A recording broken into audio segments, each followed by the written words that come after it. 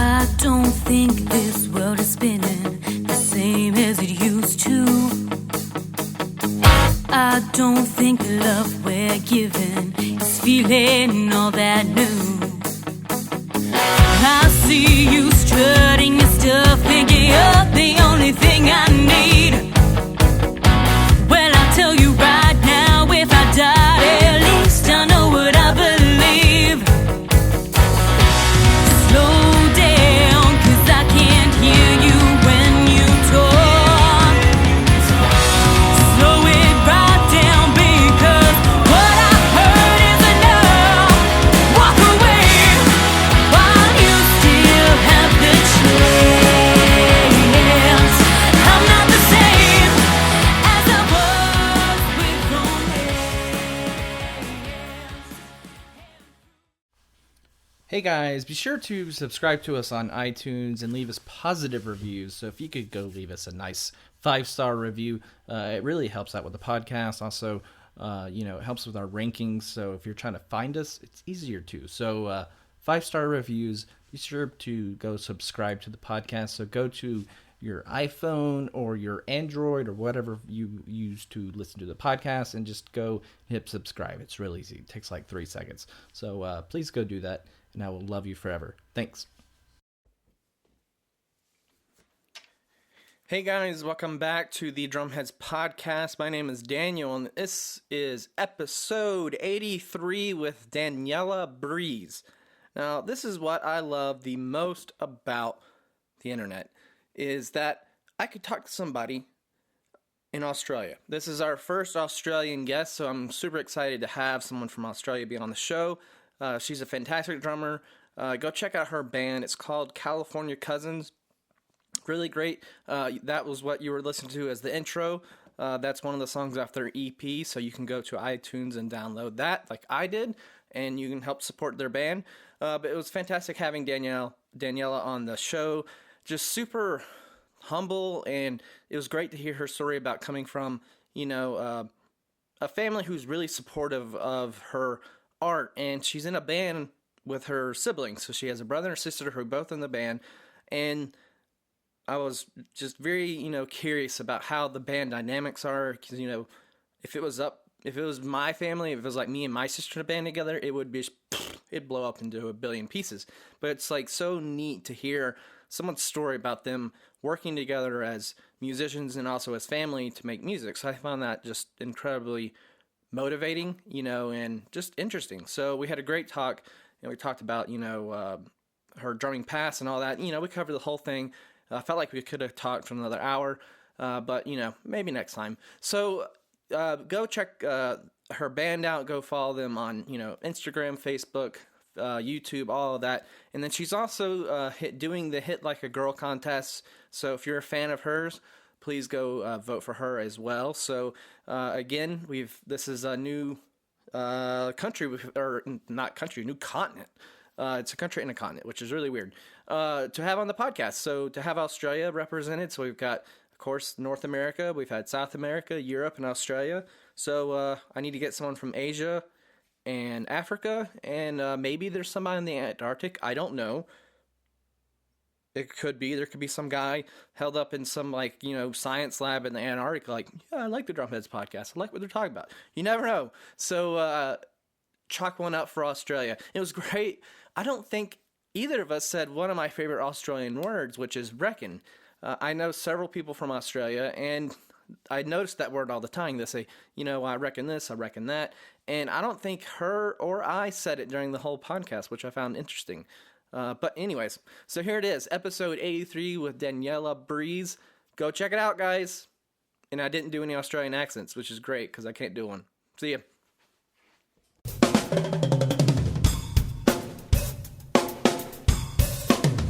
All right, hey guys, welcome back to the Drumheads podcast, and I am joined by someone from the future.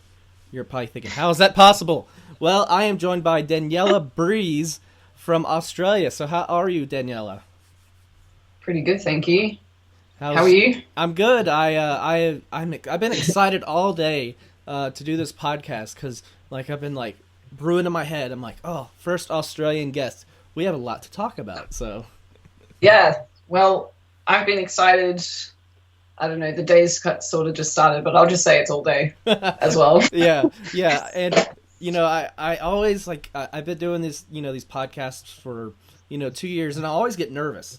I'm like, why am I nervous? But it's just a natural thing you get nervous about. But first Australian guest, so that is a woo moment for me. I didn't know that. Yeah, I didn't know that. Yep. So that's cool. I just I'm like, Australia. Yes, we finally got someone from another continent. So I've got South America, Europe, Australia, and North America. So I've got I think 2 more I need to get, Asia and Africa, and I doubt there's anybody in Antarctica listening. So if there are, God bless. I don't know. Yeah, there are people there. I don't know why you would go there though. Yeah, it just seems. It's just so miserable. Too cold. Too cold. I don't like cold. And and luckily you're in summer right now, so that's awesome. Yeah.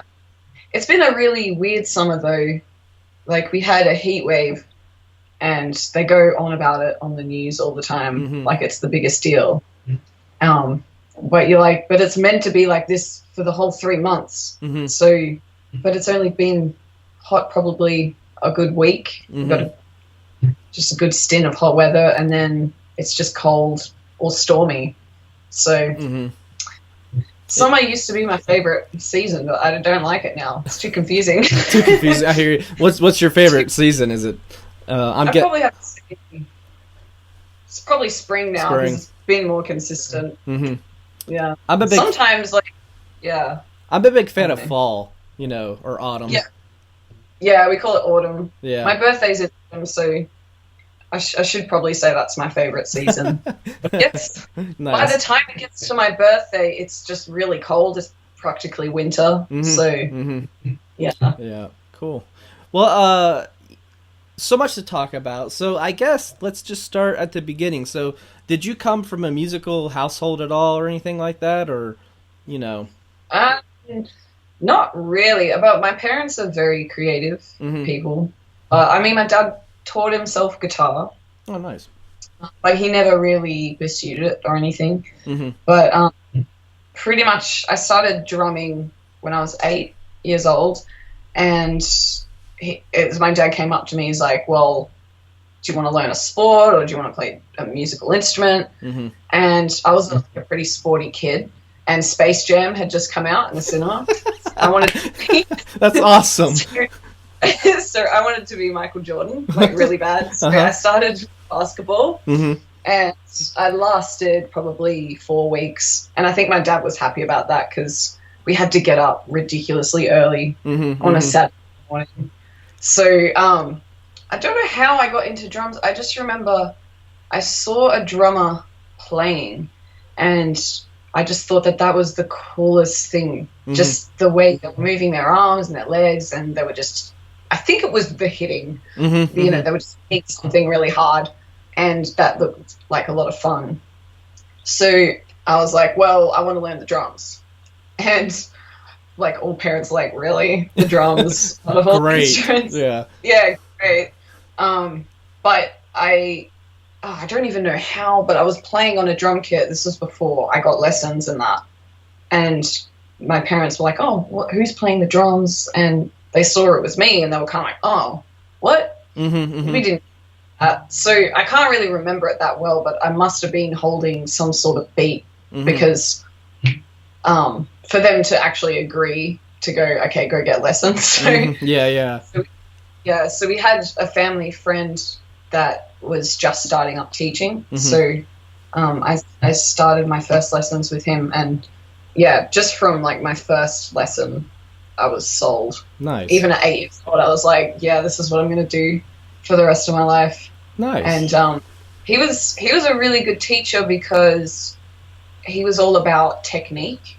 So he would hound me with making sure I was holding the stick right and sitting straight.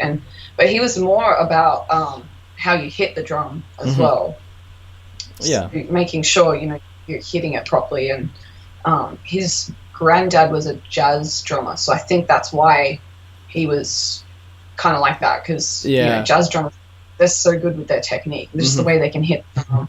and the dynamics. And so yeah, I think I just really liked the challenge of the drums, because it's a very weird instrument, because it's very, you know, mechanical, but then when you get used to it, it's all about feel. So I think that's what attracted me to it. And well, and it's the fact that you use both, you know, both hands and, you know, both feet to play it, but they're not typically playing at the same time, which is a very odd thing to do, you know.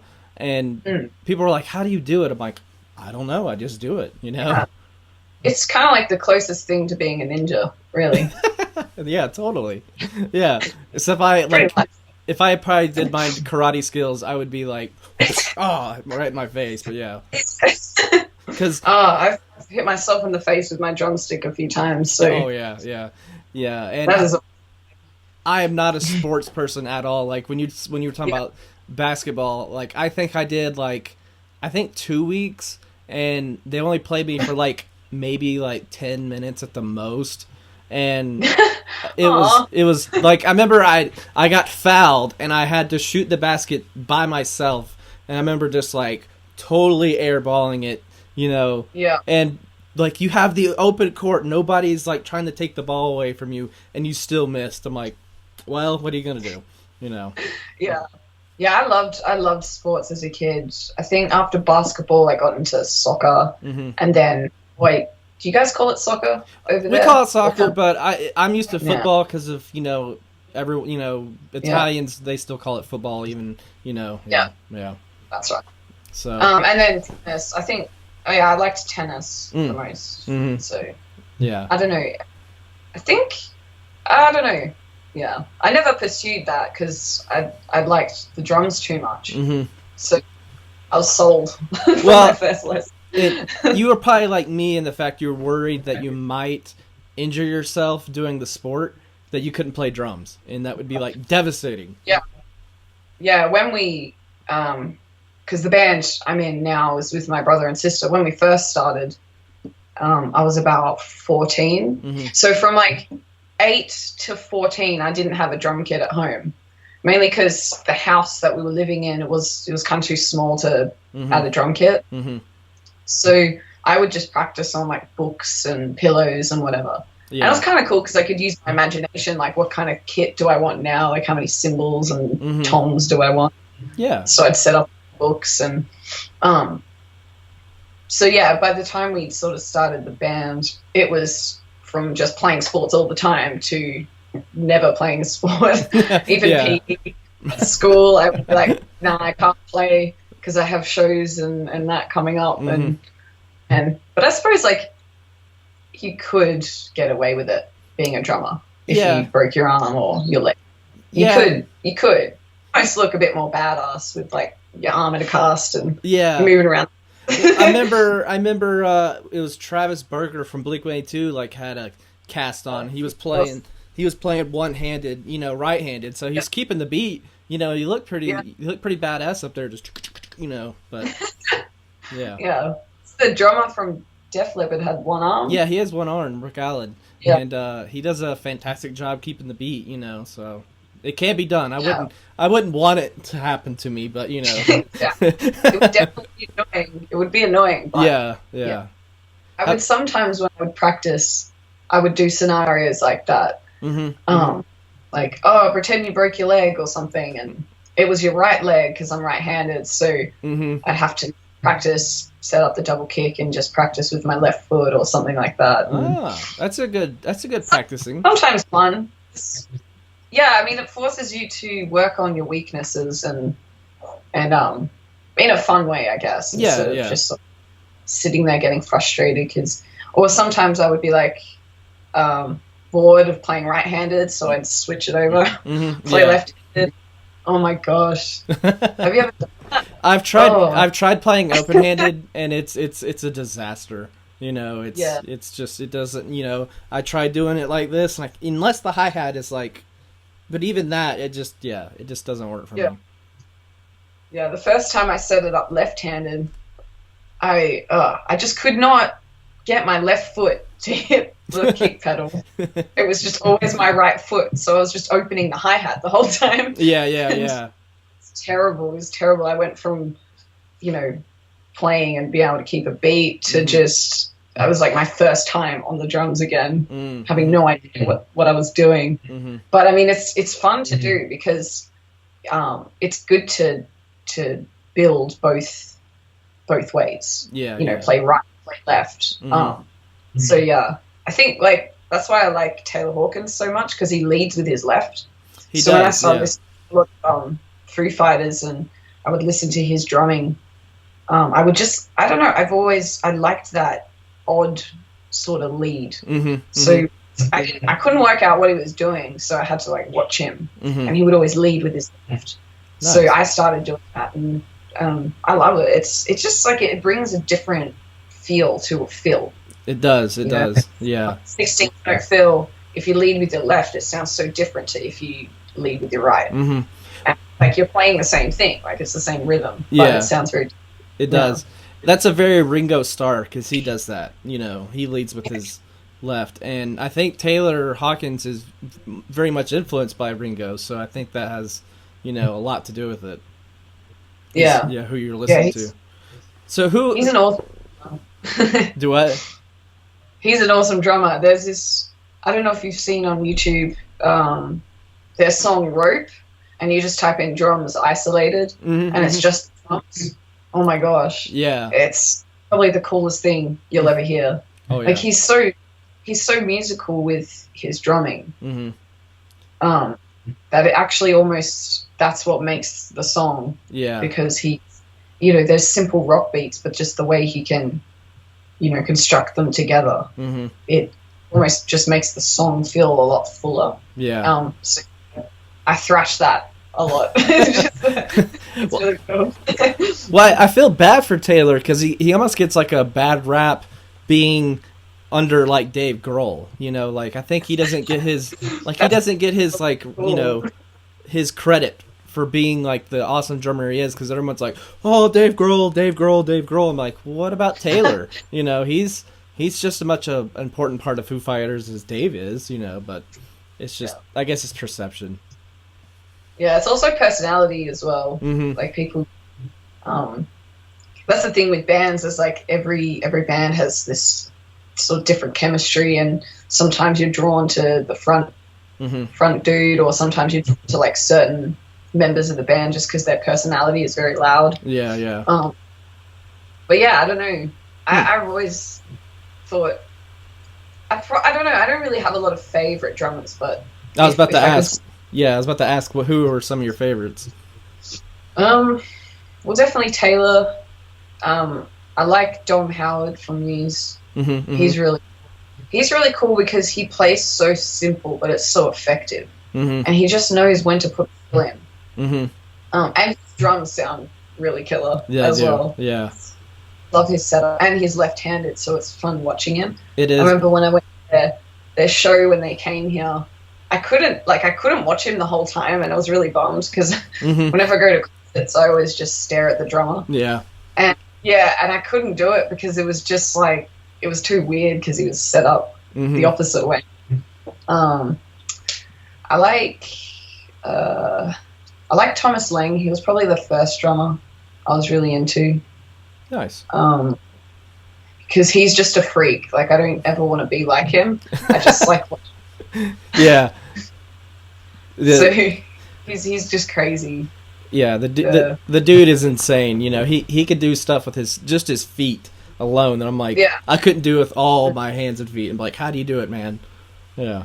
Yeah, I remember when I was probably like 14 when I first heard of him, and I remember seeing a YouTube clip where he would do all the stick tricks as he's playing, and I want to do that, so I spent like a whole afternoon trying to do all these stick tricks, and then I just decided, you know what, I don't want to do stick tricks ever again. It's just too hard, and like when you see someone who's so good at it, it's just kind of like, I'll be right. I think I'll just hit the drums really hard, and yeah, totally. that can be my thing. I threw in the towel with sticks a long time ago. I'm like, I can't do it. It's not happening.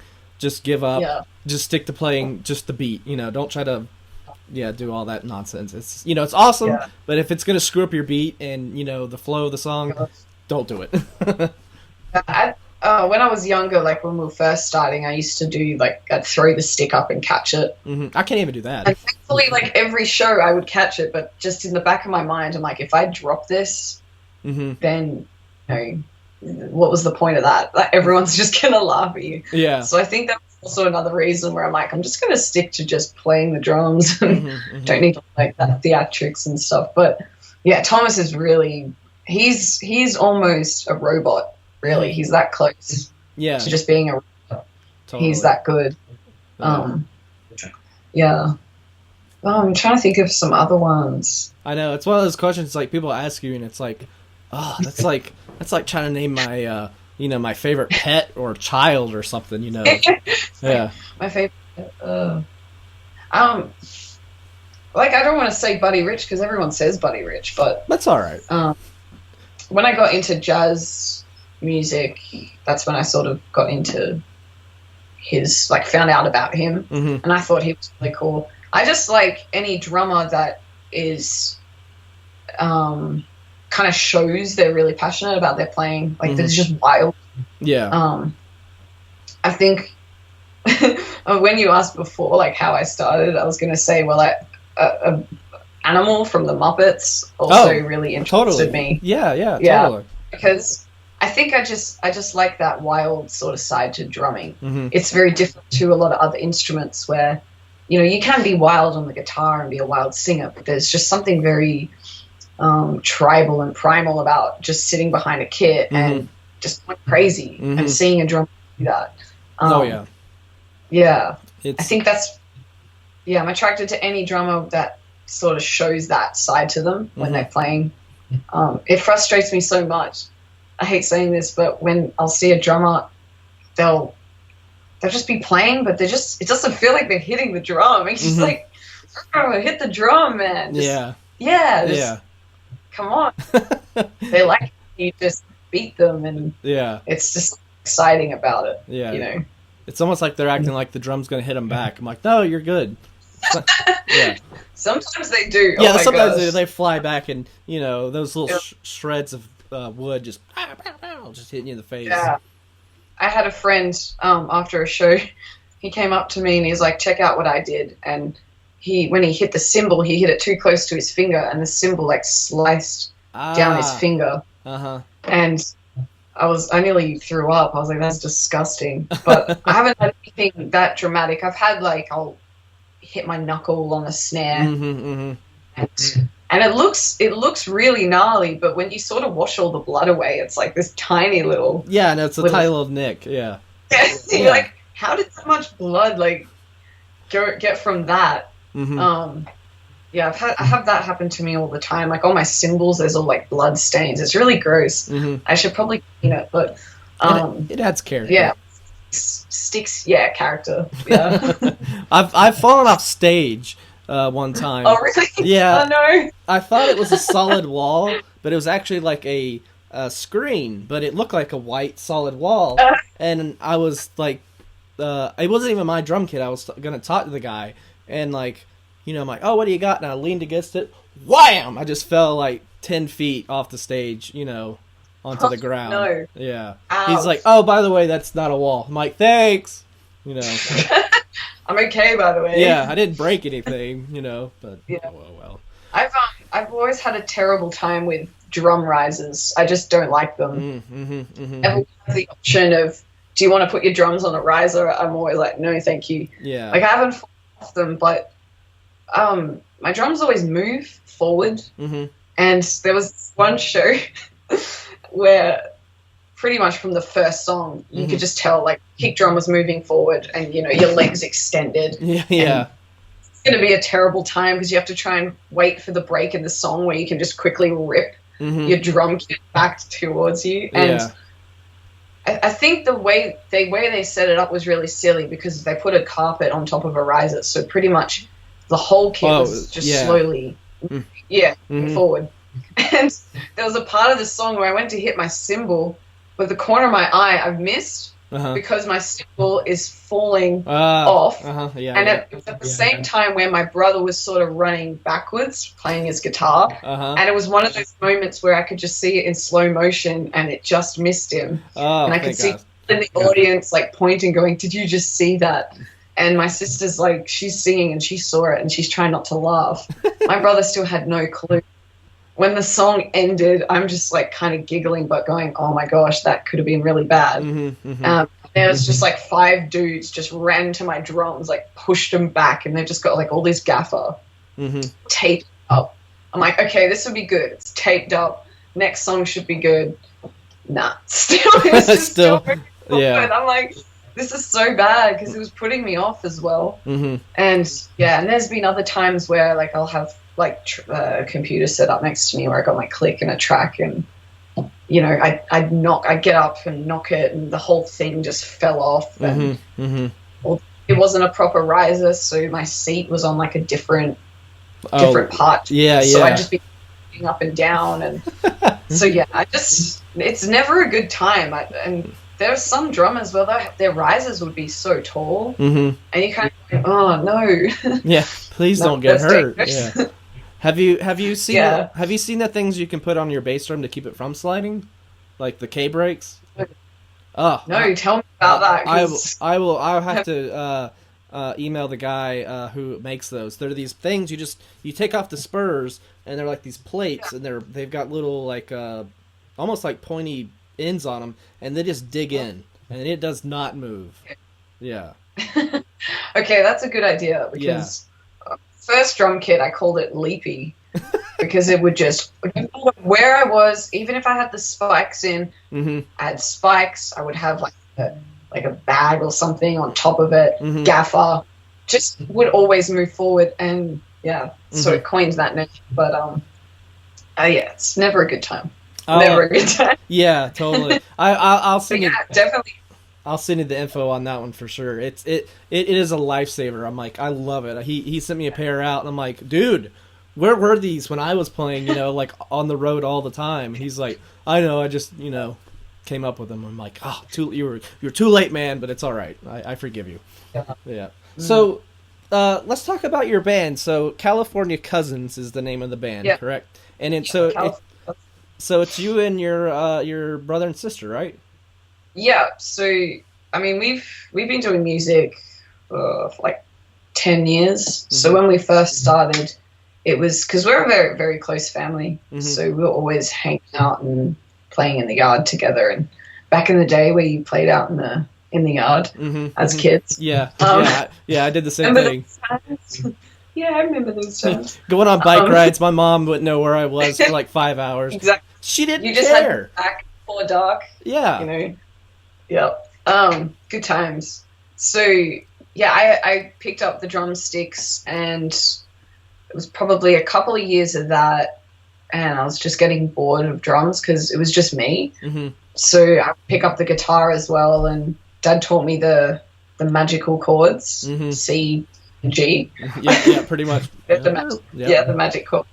And then I would start sort of like songwriting and that, because I was very creative, and I liked in English when we could write stories and stuff like that. Yeah. So I would sort of sing my stories to the guitar chords, and then that was cool because I found out, this is another way you can create something. And I got bored of that, I think because I was all by myself. So I got my brother to play the bass guitar because we had some family friends. It was actually a boy I had a crush on when I was younger. We would pretty much copy each other all the time. Nice. So, like, he would get a skateboard, so I would learn to skate, or I was learning drums, so he wanted to learn drums. So yeah, it was pretty cute. But his brother would play bass guitar, so whenever we would go over to their house, they would just be jamming, and he'd be on the drum. His brother would play bass, and I would be so envious of that. So I kind of bullied my brother into picking up the bass guitar, and so he did, because I kind of said, look, we could jam together, like our friends do. And he's like, yeah. I'm like, and girls like bass players. He's like, oh, okay then. Nice. Nice.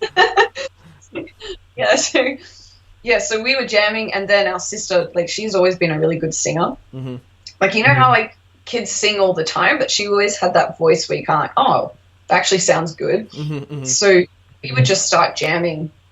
We moved house, and so that house had, like, a granny flat out the back. Mm-hmm. And so we pretty much claimed that as our room. Nice. So for my 14th birthday, I got my drum kit, and then we just started packing it in with more instruments, like a keyboard, Mm-hmm. bass guitar, and all that. So we were pretty much in there all the time, just jamming.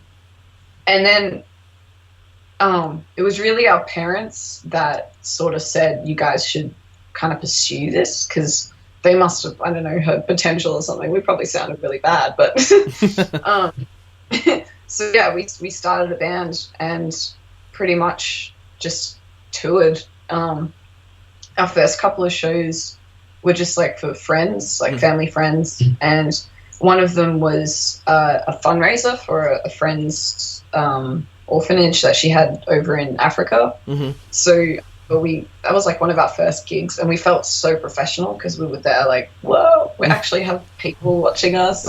Yeah.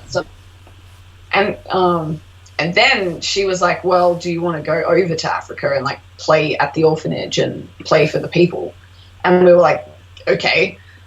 So like we'd only been playing probably like for a year, and we went over to Africa and Canada and the US as well. And when we got back from that trip, I think that was when music became more of a passion. Like it became more of something that we were like, okay, we have to do this now, because it really opened up our eyes to another side of it where we weren't listeners of it or just creating it and just having fun with it. We could actually see how it could translate, our experiences could translate into music, which could then like inspire other people from different cultures. So like in Africa, no one could really understand us, but when we would play our music, we were all having a good time. Yeah. And I remember really young, and we just to see that, with our own eyes and also experience it and feel it. It was something that, I'm really grateful that I've got to, I guess, be able to do in my life. Because, and it's all thanks to our parents, because they've always been so supportive. Like they're the ones that would buy all our instruments and take us to lessons and all that. So in a way, they kind of helped, me find my destiny and my purpose in life. And I've kind of gone off on a tangent. No, you're fine. No, you're fine. No, I love where it's going. Yeah. Continue. Yeah. So when we got back from that trip, we were pretty much completely sold that we have to stay in this band and we just have to keep writing. And we would just tour all over Australia, and because we were so young, it would be mainly our own shows, and we go through the schools and then hire out.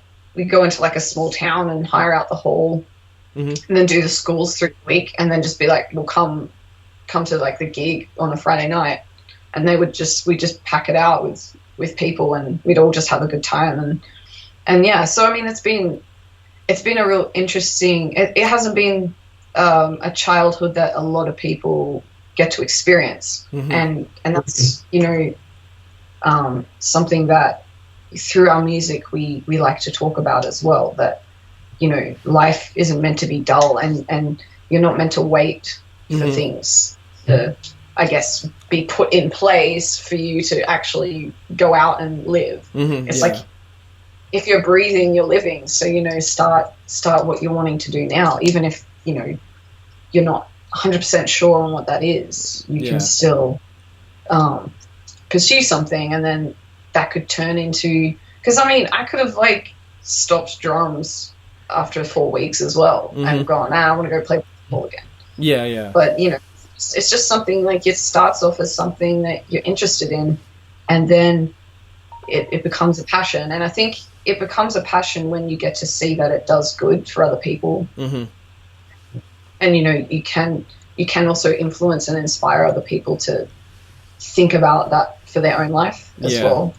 So that's something that, we've always been really passionate about as well. Is, we're not really in this for ourselves. And you know, I, as much as I enjoy drumming and music, it's not like everything that I am, but it helps me become the person that, you know, I want to be, and all that. So, yeah. And I was looking at your website. You know, you're very fan driven kind of band. You know, you have like the fan of the month, and you take time. You know, a lot of bands, you know, be like, ugh, the fans, what do they want? You know, kind of attitude. And you know, you're like, no, I embrace you. You are my fans. You know, I want to hear from you and talk to you. You know, and I think that's great because one, it keeps you humble, and second, it keeps you, you know, connected to what they like. So if you're starting to like deviate, they're like, back this way. You know, you're going off in a weird path. I'm not really sure. You know, so. And I think that's like just part of the industry, is like, especially the music industry, is they do toy with your ego. Mm-hmm. And we sort of had this saying that we like, don't believe the hype. Yeah, totally. Because people come to you all the time and be like, oh, you're really great, you're amazing. And it's like, well, thank you, but you know, till you start kind of really believing that, and it does change your mind. It puts you in a dangerous mindset, because then you don't start appreciating the small things, like people actually rocking up to a show, or people taking the time to look at your clip on YouTube, or you know, liking your page, or even though, you know, it doesn't take anything to go like a page, and then I mean, how many pages have you liked on Facebook, and then you just never really you cared about them again? Yeah, exactly. Yeah, but still, it's people's time as well, that you know, time you can never get back. So if you have people's attention, you know, you better have something good to say, or give them something they can take away. Yeah. Otherwise, it's just you know, it's just becomes sanitized. Like, your music becomes sanitized if you aren't really honest with yourself and honest with people, and how your life is, and how it's going. So yeah, I think that's what made a lot of the great bands, is a lot of the bands that are great, that kind of like you always remember, are the ones that just never went with the status quo. Like, I hate, but it's the only word I can think of. But they were always like against the grain. They were always, you know, they were always for the people. They would write a song that would be, I guess, what people were thinking, but they were too afraid to say. And that's why, you know, I'm like, even though this day and age, well, this time is a very weird time, it's a very unstable time, but for sure, out of it, there's going to be a lot of great music if, you know, the musician doesn't believe their own hype. Listens to the people, because that's what I really believe music is all about anyway. It's about standing up for people and giving them some sort of voice, whether you would agree with it or not. I think music really is there to remind people that we're all the same. Yeah. You know, for sure. No matter where you are at in your life, you know, we're the same. You know, we've all got a heartbeat, and we've all got a brain, and two arms and two legs, and, you know, we're all just here. Yeah. Trying to figure out why we're here, or some people do know already, but, you know. Well, and I think, well, and I think, you know, people, like you said, people are so divisive these days, and so, like, you know, I'm on this side, you're on that side, so we can't talk to each other. And, you know, I think even with like podcasting, it's almost like music in a sense that, you know, we're all coming together to have a conversation and, you know, just talk, you know. And I think it's just important, you know.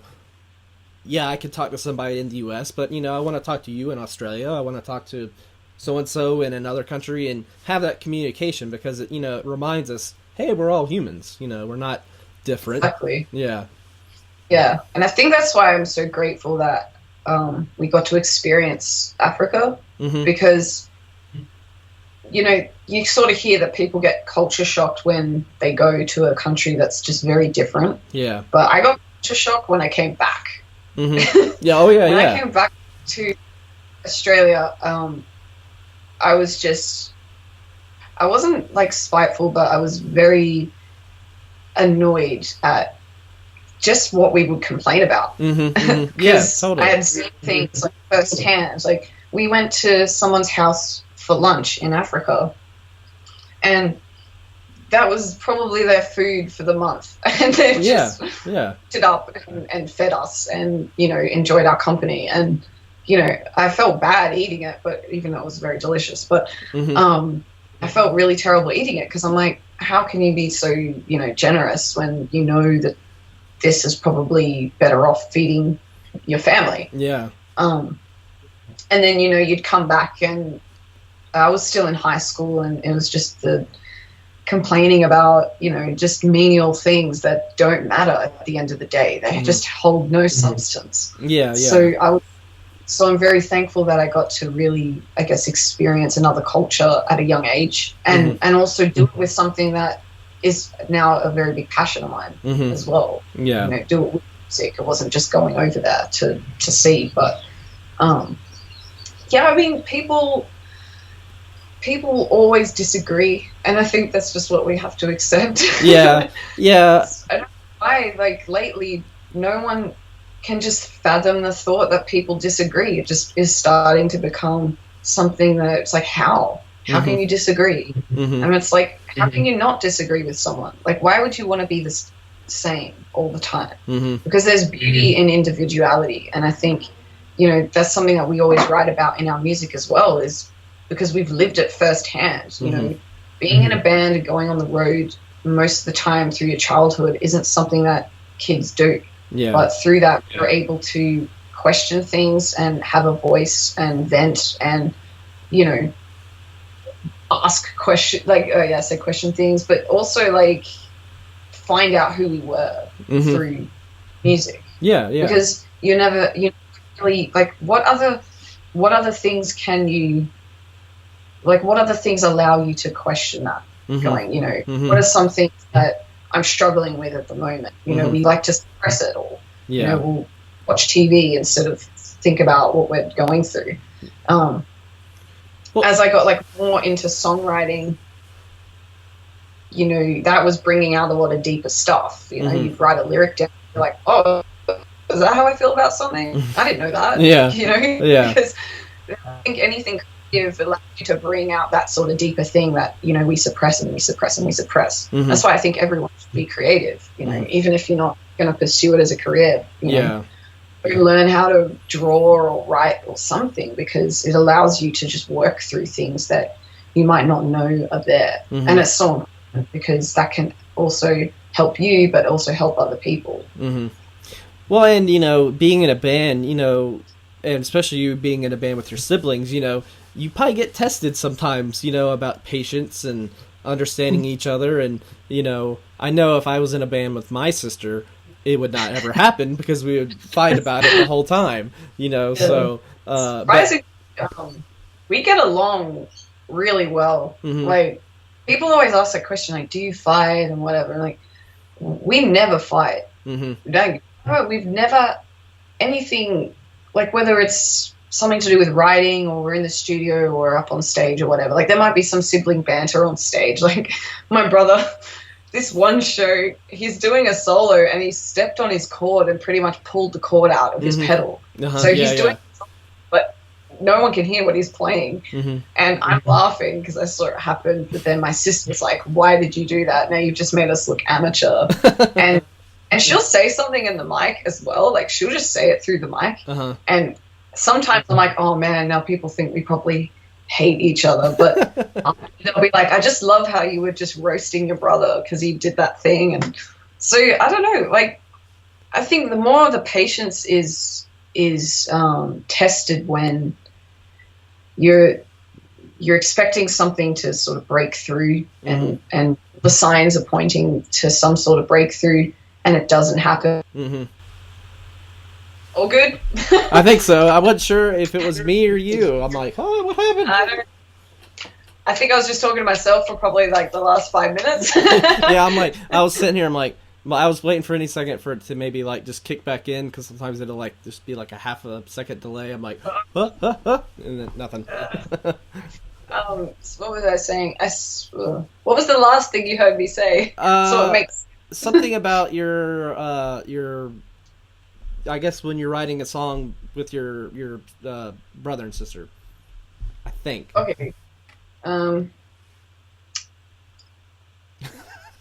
It's like a long pause. I know the joy of trying to remember what it was. It's like, oh, what was it? Yeah. Oh, I was talking about sibling banter. Oh yeah.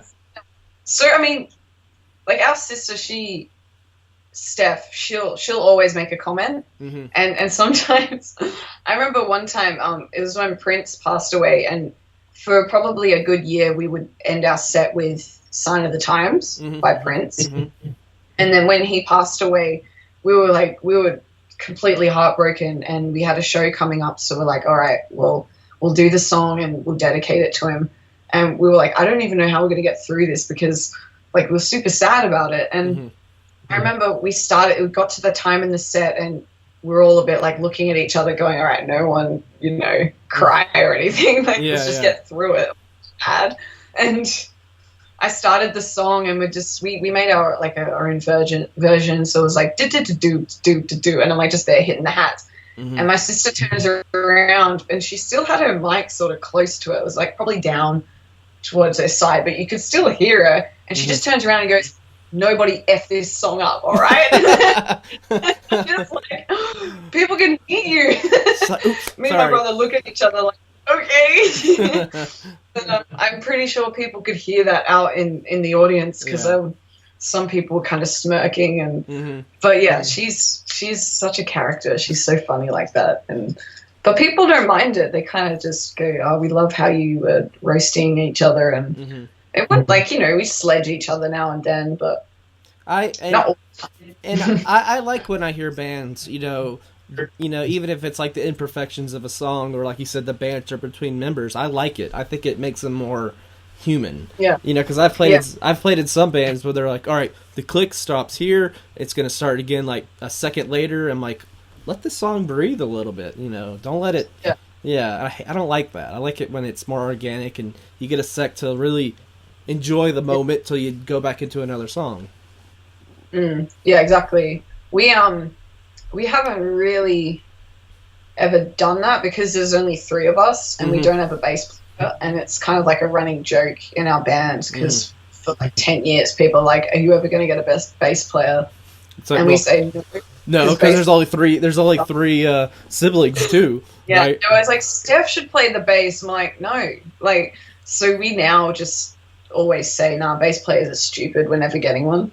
And even though it's not true, like the bass guitar is a really awesome instrument. I mean, I secretly think that's why Nirvana was so good. Like if you listen to Nirvana, just tune your ears into the bass and you'll be like, this is why this band is so good because Chris can just write. He just wrote the coolest bass lines and any song, like, Michael Jackson, like Bon Jovi, all the awesome songs that pretty much stand the test of time, just go listen to them and listen into the bass, and that's the reason why it's an awesome song. Yeah, or like the Police, all those songs. If you didn't have Sting playing the bass, it would just be almost pointless. Sting is the Police. Yeah, he is. He pretty much is that band. Yeah, I mean, Stuart Copeland's my favorite drummer, so I'm like, he's important, but yeah, I understand. Yeah, the Police are. It's a very unique band, and a lot of it is Sting, and just the way he approached songs and how he played them too, for sure. Yeah. Yeah. But when we write, so I was saying because we have the click track, we would have to sort of write in any jam parts or anything. Yeah. So it's okay because the bass would always be the same, but then we might play something different, and we would just have to know how long we were going on for. Yeah. Which, is fun, but I would love to not ever have a click and just sort of play and be able to listen, to have a bass player next to me or whatever. And because in high school for jazz bands that would happen, and when we do rehearsals and that, they'd sometimes separate the rhythm section, which was like bass, drums, and piano, and then from all the horns and all that. And I was terrible in that jazz band because I would never read the chart because I just didn't like it. I didn't like Yeah. I didn't like how controlled it was, you know. Yeah. And so I would just listen to everything going on and pretty much make up my own thing. Mm-hmm. And it would drive the conductor like absolutely insane because every time we play the song, it'd be completely different. And so they would always give me a lot for that. And I don't know if you've seen the movie Whiplash. Oh yeah, that movie is so impractical. It's like insane. But yeah, it's where he's like slapping the kid. That was pretty much my time in high school, minus the slapping. Yeah. I when I was watching it, I was getting like PTSD watching it, and I'm thinking, why am I feeling like really edgy right now? And it was just bringing me back memories of high school jazz bands. Yeah, totally.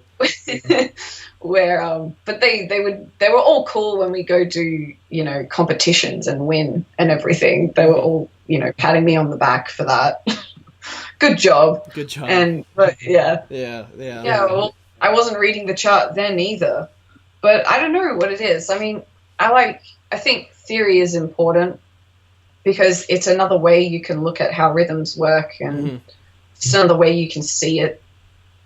But I mean, I definitely prefer just the skill of just sitting behind your drums and not even really thinking about anything and just playing. Yeah, it's very liberating. I think sadly it's a skill that isn't really harnessed a lot. Same with technique. I think there's a lot of great drummers out there, but their technique's just terrible. And it's like if you just had better technique, you know, being able to listen to yourself hitting the drum and being able to know that was a, you know, a proper hit, getting the best sound out of the drum.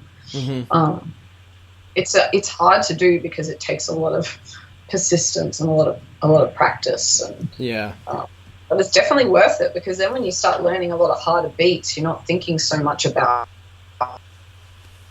you're just letting it float, you know. But yeah, I don't think we'll ever get a bass player just for that reason, because everyone asks us. But I mean, it would be kind of fun because you know, I've played with bass players before and I love not playing. I like playing with a click because I think it makes me a better drummer. Oh yeah, with for sure. Yeah. But I don't mind, you know, just jamming without it. Yeah. It's free.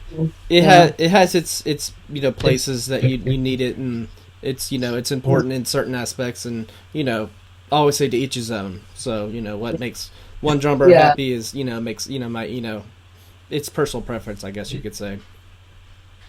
I think if you're wanting to be in a band and tour a lot, you definitely need click and some sort of picking.